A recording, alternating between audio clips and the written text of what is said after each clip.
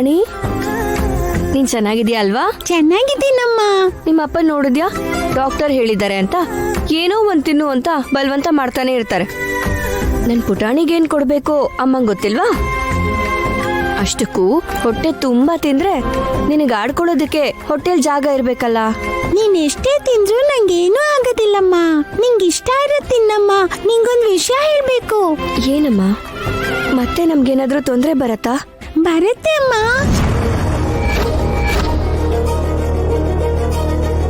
ಬರತ್ತಾ? ಏನಮ್ಮ ಅದು? ನಿಮ್ ಅಪ್ಪನ ಬಗ್ಗೆ ಕೆಟ್ಟ ಕನ್ಸ್ ಬಂದಿತ್ತಲ್ಲ, ಅದೇನಾ? ಅದಲ್ಲಮ್ಮ, ರಾಜ್ಗುರುಗಳಿಗೆ ಏನೋ ಮಾಡ್ಬೇಕು ಅಂತಿದ್ದಾರೆ. ಯುಗಾದಿ ಹಬ್ಬದ ದಿನ ರಾಜ್ಗುರುಗಳಿಗೆ ಏನೋ ಮಾಡ್ಬೇಕು ಅಂತಿದ್ದಾರೆ. ಏನ್ ಮಾಡಕ್ ಹೊರಟಿದ್ದಾರೆ ಪುಟ? ಅದ್ ಮಾತ್ರ ಗೊತ್ತಾಗ್ತಿಲ್ಲಮ್ಮ. ಗೊತ್ತಿಲ್ವಾ? ಛೇ, ರಾಜ್ಗುರುಗ್ ಏನ್ ಮಾಡ್ತಾರೆ ಇವರು? ಅವ್ರೇನ ನ್ಯಾಯ ಮಾಡಿದ್ದಾರೆ? ವೈದೇಹಿ, ಬಾವಾ, ಪಾಪು ಜೊತೆ ಏನೋ ಮಾತಾಡ್ತಿರೋ ಹಾಗಿದ್ಯಾ? ಏನು ತೊಂದ್ರೆ?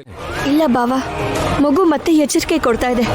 ಯುಗಾದಿ ಹಬ್ಬ ದಿನ ರಾಜಗುರುಗಳನ್ನ ಏನೋ ಮಾಡಕ್ ಹೊರಟಿದ್ದಾರಂತೆ. ಹೌದಾ? ಏನ್ ಮಾಡ್ತಾರಂತೆ?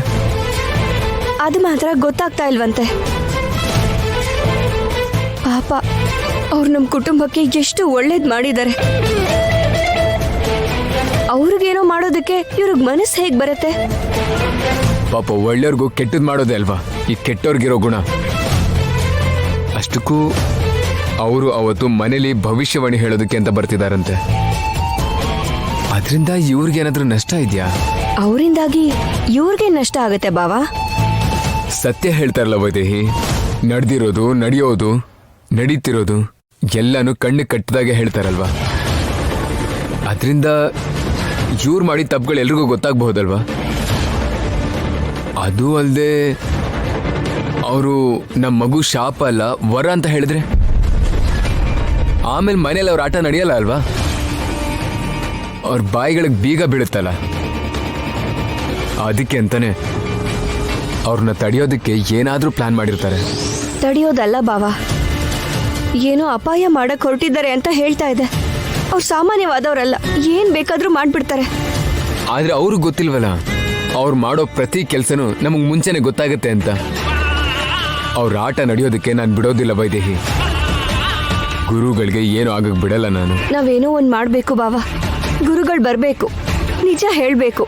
ಆಗ್ಲೇ ಈ ಮನೆ ಸಮಸ್ಯೆ ಎಲ್ಲ ಮುಗ್ದು ಹೋಗೋದು.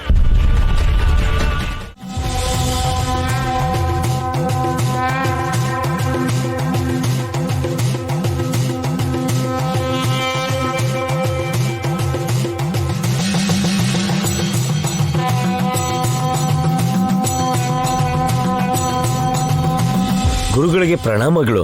ನಿಮ್ಮ ಹಿಮಾಲಯ ಯಾತ್ರೆ ಚೆನ್ನಾಗಾಯ್ತಾ? ತಾವು ಹಿಮಾಲಯದಿಂದ ಮತ್ತೆ ಬಂದಿದ್ದು ನಮಗೆ ಖುಷಿ ಆಯಿತು ಗುರುಗಳೇ. ದೇವಸ್ಥಾನದಲ್ಲಿ ಪಂಚಾಂಗ ಶ್ರವಣಕ್ಕೆ ಎಲ್ಲ ವ್ಯವಸ್ಥೆ ಮಾಡಿದ್ದೀವಿ. ಪಂಚಾಂಗ ಶ್ರವಣ ಅಲ್ಲ, ಮೊದಲು ಅಮ್ಮನವರ ಆರಾಧನೆಗೆ ಹೋಮದ ಏರ್ಪಾಡು ಮಾಡಿ. ಆಗ್ಲಿ ಗುರುಗಳೇ, ಪಂಚಾಂಗ ಶ್ರವಣ ಅದನ್ನು ನೀವು ಯಾರೇ ಮಾಡಿದ್ರೂ ನಡೆಯುತ್ತೆ. ಆದರೆ ಆ ಸಮಯದಲ್ಲಿ ದಶರಥರಾಮನ ಸಾವಿಂದ ಶುರು ಮಾಡಿ ಹೊಟ್ಟೆಲಿರೋ ಮಗು ಜೀವನ ಪ್ರಶ್ನಾರ್ಥಕವಾಗಿ ಮಾಡದಂಥವರಿಗೆ ಉತ್ತರ ಕೊಡಬೇಕಾಗಿದೆ.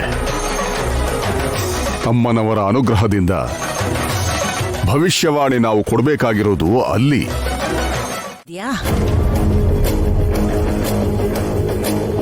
ಅವರು ಆಶ್ರಮದಲ್ಲಿ ಇಲ್ವಂತೆ ಅಜ್ಜಿ.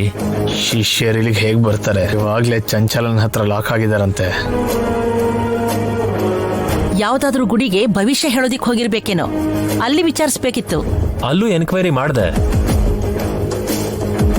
ಪಾಪ, ಅವನ್ ಭವಿಷ್ಯ ಏನು ಅಂತ ಅವನ್ಗೆ ಗೊತ್ತಿಲ್ಲ. ಇನ್ನು ಇವ್ರ ಭವಿಷ್ಯ ಏನ್ ಹೇಳ್ತಾನೋ. ಅವ್ರಾಗ ಅವರೇ ಫೋನ್ ಮಾಡಿ ಹೇಳಿದ್ರಲ್ವಾ. ಆಶ್ರಮಕ್ ಬಂದಿಲ್ಲ ಅಂದ್ರೇನು? ಏನಾಯ್ತಿಂದು? ಗುರುಗಳು ಬರ್ತೀನಿ ಅಂದಿದ್ರು, ಇನ್ನೂ ಬಂದಿಲ್ಲ. ಆಶ್ರಮದಲ್ಲೂ ಇಲ್ವಂತೆ. ಎಲ್ಲಿದಾರೋ ಏನೋ ಗೊತ್ತಿಲ್ಲ. ಅದಕ್ಕೆ ಯಾಕೆ ಅಷ್ಟೊಂದು ಯೋಚನೆ ಮಾಡ್ತಾ ಇದ್ಯಾ? ಗುರುಗಳು ಬರ್ತೀನಿ ಅಂತ ಹೇಳಿದಾರಲ್ವಾ, ಎಲ್ಲಿದ್ರು ಬಂದೇ ಬರ್ತಾರೆ. ಅವರು ಯಾವ ವಿಚಾರವಾಗಿ ನಮ್ಮ ಮನೆಗೆ ಬರಬೇಕು ಅನ್ಕೋತಾ ಇದ್ದಾರೋ ಆ ವಿಚಾರನೇ ಅವ್ರನ್ನ ಇಲ್ಲಿ ಕರ್ಕೊಂಡು ಬರುತ್ತೆ ಎಂದು. ಅವ್ರನ್ನ ಯಾರು ತಡೆಯಕ್ಕಾಗಲ್ಲ ಎಂದು. ಅವ್ರು ಎಲ್ಲಿದಾರೋ ಗೊತ್ತಿಲ್ಲ.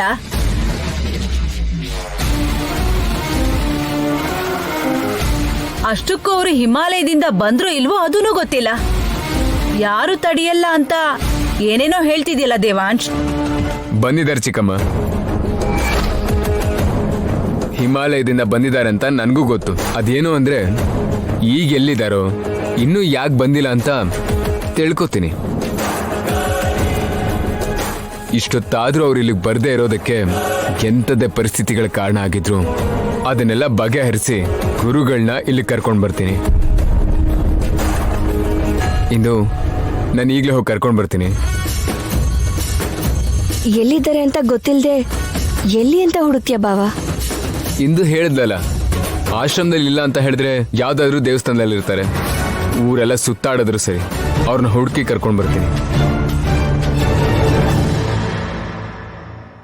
ಇವತ್ತು ಅವ್ರು ಇಲ್ಲಿಗೆ ಬರಲೇಬೇಕು. ಅಪ್ಪನ ಸಾವಿನಿಂದ ಹಿಡಿದು ಹುಟ್ಟೋ ನಮ್ಮ ಮಗುವಿನ ಭವಿಷ್ಯದವರೆಗೂ ಎಲ್ಲ ಹೇಳಬೇಕು.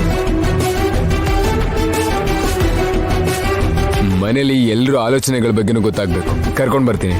ನಾನು ಬರಲ್ಲ ದೇವಾಂಶ್. ಬೇಕಾಗಿಲ್ಲ ಬಾಲಿ. ಅಷ್ಟರೊಳಗೆ ಗುರುಗಳು ಬಂದು ಭವಿಷ್ಯವಾಣಿ ಹೇಳ್ಬಿಟ್ರೆ ಎಲ್ರಿಗಿಂತ ಜಾಸ್ತಿ ಕೇಳಿಸ್ಕೋಬೇಕಾಗಿರೋದು ನೀನೇ.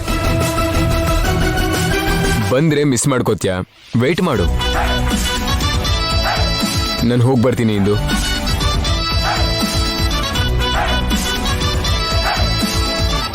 ವೈದೇಹಿ ಯುಗಾದಿ ಪ್ರಸಾದ ಮಾಡಮ್ಮ. ಹಾಗೆ ಆಗ್ಲಿ ಅಜ್ಜಿ.